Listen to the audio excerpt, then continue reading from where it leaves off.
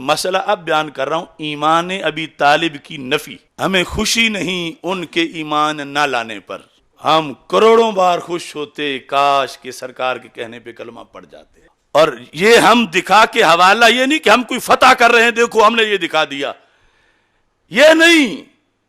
ہم ان مجرموں کا محاسبہ کرنا چاہتے ہیں جو یہ کہتے ہیں کہ اگر ابو طالب کا تم ایمان نہیں مانو گے تو تم کافر ہو.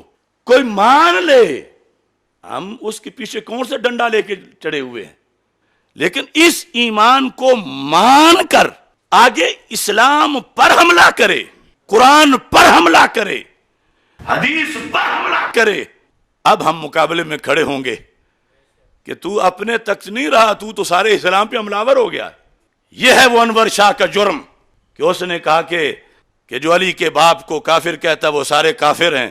مولا علی کے باپ کے بارے میں یہ جملہ تو داتا صاحب نے بھی لکھا ہے. کیا داتا صاحب کافر ہے؟ اس لیے اوقاف سے کہتا ہوں کہ جن بگھوڑوں نے داتا صاحب کے نظریے پر کفر کے فتوے لگائے اور جشن ابی طالب منا کے پوری امت کو تانے دیے، ان کا محاسبہ کرو. چلو کم از کم داتا کے آستانے پر تو ان کو دفع کرو. ویسے تو یہ کوئی مسئلہ ضروریات دین میں سے نہیں کہ اس کو بیان کیا، اس لیے ہم اسے موضوع بناتے ہی نہیں. لیکن جب اس کے ذریعے سے پورے دین پر حملہ کیا جائے تو دین تو بچانا ہے، دین والوں کو بھی بچانا ہے. بخاری کو، مسلم کو، ہزارہ محدثین کو، جن کو آج کوئی اپنی گدی کے گھمنڈ میں کافر کہہ رہا ہے، تو داتا کے دیوانے بھی تو زندہ ہیں، شریعت بچانے والے بھی زندہ ہیں.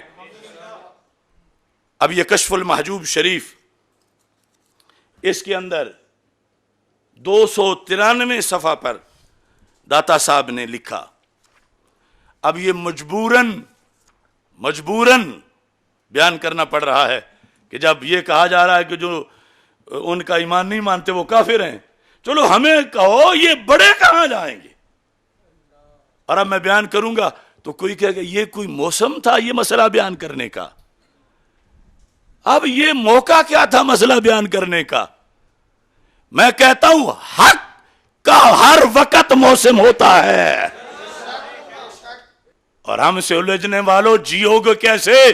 تمہیں تو داتا بھی رگڑا لگائیں گے، تمہیں مجدد الفیسانی بھی رگڑا لگائیں گے، تمہیں امام احمد رضا بریلوی بھی رگڑا لگائیں گے. ساری امت، تمہارا دروازہ کون سا ہے سوائے خمینی کی گلی اور ہزارہ کی حویلی کے؟ یہ نہیں کہ جیسے کوئی ضمناً کا بات کر دی جاتی ہے، اصول کے تحت لکھا.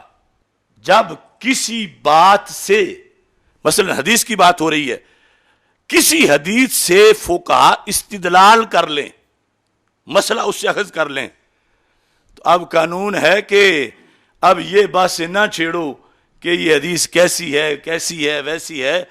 اگر کمزور ہوتی تو اس سے استدلال کیوں کیا جاتا؟ یہ بطور روایت کے ذکر نہیں کیا داتا صاحب نے، ایک مسئلے کا استدلال کرتے ہوئے داتا صاحب نے ذکر کیا، اور مسئلہ معرفت خداوندی کا. اور اس میں داتا صاحب رحمت اللہ علیہ بحث اصل میں یہ کر رہے ہیں، ہدایت یہ فضل ربی ہے، اس میں نہ تو اس چیز کا دخل ہے کہ ہدایت لینے والے کی عقل بڑی تیز تھی لہذا پار ہو گیا، نہ یہ کہ دلیل بڑی چمکتی تھی تو اندھیرے دور ہو گئے. داتا صاحب کہتے ہیں چھوٹی کا عقل مند ہو اور کامل ترین دلیل ہو، پھر بھی فضل خدا نہ ہو تو ہدایت نہیں ملتی. یہ ثابت کر رہے ہیں داتا صاحب. آپ فرماتے ہیں مستدل از ابو طالب عاقل تر نباشد. مستدل ہوتا ہے دلیل طلب کرنے والا، کسی کو دیکھ کے کوئی حکم اخذ کرنے والا. مستدل از ابو طالب عاقل تر نباشد، بنو ہاشم کی ذہانت تو بہت بڑی ہے. داتا صاحب کہتے ہیں ابو طالب سے بڑا ذہین بندہ کون ہوگا جس نے اللہ کے ایک ہونے کی دلیل ڈھونڈنی ہے. مستدل از ابو طالب عاقل تر نباشد و دلیل از محمد مصطفیٰ صلی اللہ علیہ وسلم بزرگ تر نباشد. جس سے سمجھنا ہے کہ خدا ایک ہے. قد جاءکم برہان من ربکم. داتا صاحب کہتے ہیں کہ مستدل جنہوں نے دلیل حاصل کرنی ہے کند ذہن نہیں، بہت عقل مند، اور جو دلیل ہیں ان کا چہرہ تو کیا، ان کے قدموں کے نشان بھی لوگوں کو کفر سے نکال کے اسلام میں لے آتے ہیں. اور اب تو چہرہ خود سامنے ہے، چہرہ دیکھنے کا موقع ہے اور بار بار ہے. تو کہنے لگے اب یہ ہے کہ داتا صاحب بائی دا وے گزرتے گزرتے ذکر نہیں کر رہے، ایک مسئلہ اخذ کر رہے ہیں، اس میں یہ ذکر کر رہے ہیں اور کہتے ہیں کہ مستدل از ابو طالب عاقل تر نباشد و دلیل از محمد مصطفیٰ صلی اللہ علیہ وسلم بزرگ تر نہ. یہ دونوں چیزیں تھی تو پھر تو کام ہو جانا چاہیے تھا. یہاں تو کند ذہن بھی دیکھتے ہی کلمہ پڑ گئے، اور یہ عاقل تر سپرلیٹو ڈگری، بڑے عقل مند. اور ادھر رسول پاک صلی اللہ علیہ وسلم کا چہرہ ہے، اور صرف چہرے نہیں، سرکار فرماتے ہیں چچا میرا کلمہ پڑھو، چچا میرا کلمہ پڑھو. دلیل آگے سے بول بھی رہی ہے. داتا صاحب کہتے ہیں لیکن چوں ہے اس کا معنی چونکہ، چوں جریان حکم ابو طالب بر شقاوت بود، جریان حکم ابو طالب بر شقاوت بود. شقاوت کہتے ہیں بدبختی کو. اب داتا صاحب شقاوت کریں تو میں اس کا معنی خوشبختی تو نہیں کر سکتا. شقاوت ہی کرنا ہے. شقاوت تو اردو پنجابی میں بھی استعمال ہوتا ہے. جریان حکم ابو طالب بر شقاوت بود دلالت محمد مصطفیٰ صلی اللہ علیہ وسلم اورا سود نہ داشت. کہ چونکہ ابو طالب کا حکم اللہ کی طرف سے بدبختی پر جاری ہو چکا تھا، لہذا چہرہ مصطفیٰ دیکھنے سے بھی کوئی فائدہ نہ ملا. یہ داتا صاحب ہے، یہ کشف المحجوب ہے، اور یہ افسوس سے ہم بیان کر رہے ہیں. ہمیں کروڑوں خوشیاں ہوتی کہ ابو طالب کا حکم شقاوت پہ نہ ہوتا، خوش بختی پہ ہوتا، لیکن یہ فیصلے ہیں اور یہ حقیقت ہے. اب جتنے بھی سادات میں سے آج اس بات پر اس لیے تڑپتے ہیں کہ ہمارے ابے کو کیوں ایسا کہتے ہو، تو میں کہتا ہوں داتا صاحب کا ابا نہیں تھا کیا؟ داتا صاحب سے تم بڑے سید آئے ہو، داتا صاحب سے بڑے پیر آئے ہو. شریعت کے سامنے سب تابع ہیں، حکم شریعت ہے. اور داتا صاحب نے تو پورا اس سے مسئلہ اخذ کر کے کتاب معرفت ہے، جہاں فی معرفت اللہ تعالی، یہ معرفت بیان کر رہے ہیں اللہ تعالیٰ کی، کہ معرفت میں ایسے بھی ہو جاتا ہے عقل بندہ عاقل تر بھی ہو اور دلیل کامل سے بھی اکمل بھی ہو، اور نتیجہ پھر بھی بدبختی ہو. تھا جو ناخوب بتدریج وہی خوب ہوا، کہ بدل جاتا ہے تمنوں میں قوموں کا ضمیر. اب یہ تو ایک بات گزر گئی، افسوسناک تھی، نہ ہو سکا. اگر کوئی کہے کہ اس پر 10,000 حوالے پیش کرو عدم ایمان پر، تو میں 10,000 پیش کروں گا، آج کے نہیں 14 صدیوں کے انشاءاللہ. لیکن اس لیے نہیں کہ میں کوئی بات بڑی فتح کر رہا ہوں، اس لیے کہ کیوں ہمارے اکابر کو کوسا جا رہا ہے، کیوں داتا کو گالی دی جا رہی ہے، کیوں امام اعظم ابو حنیفہ کو گالی دی جا رہی ہے؟